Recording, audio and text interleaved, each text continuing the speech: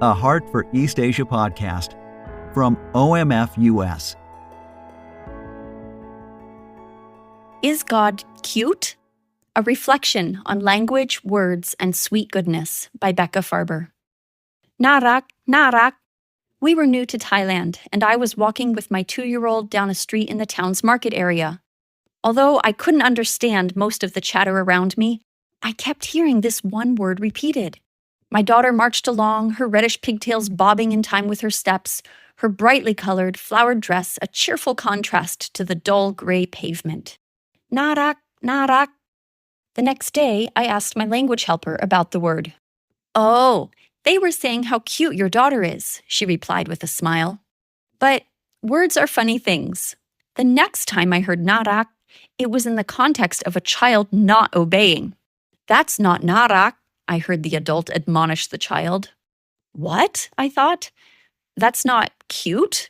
Okay, I guess so, but maybe there's more to this word. Maybe it also means lovable or pleasant." Imagine my surprise the day, rather later on, that I heard it in church. Sunday school was just beginning, and the teacher asked the children, "Who wants to share something they are thankful for?"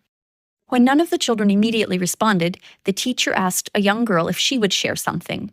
The girl shyly mumbled something so quietly that it was hard for me to understand, but the teacher followed up.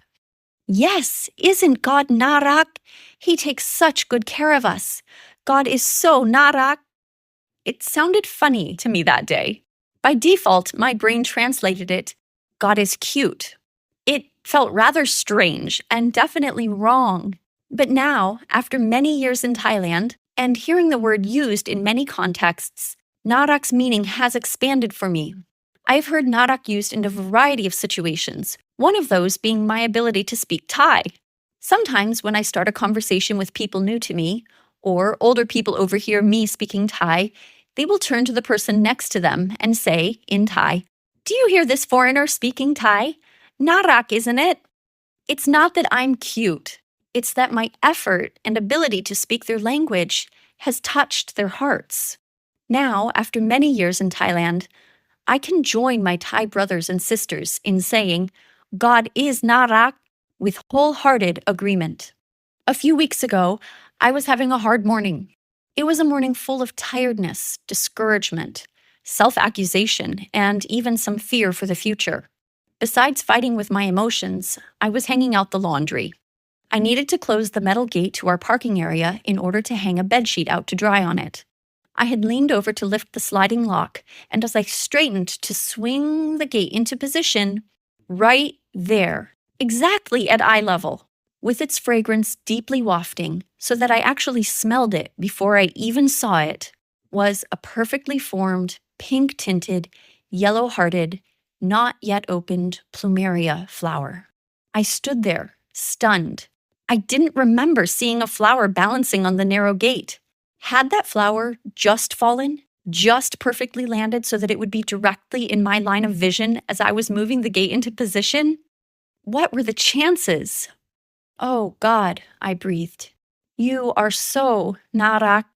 I feel so loved, so seen, so cared for. You dropped a flower right there, just for me. God, you are the source of all that is naarak here. When others around me are not naarak, you will still be. God is naarak. He is full of sweet goodness that touches my heart.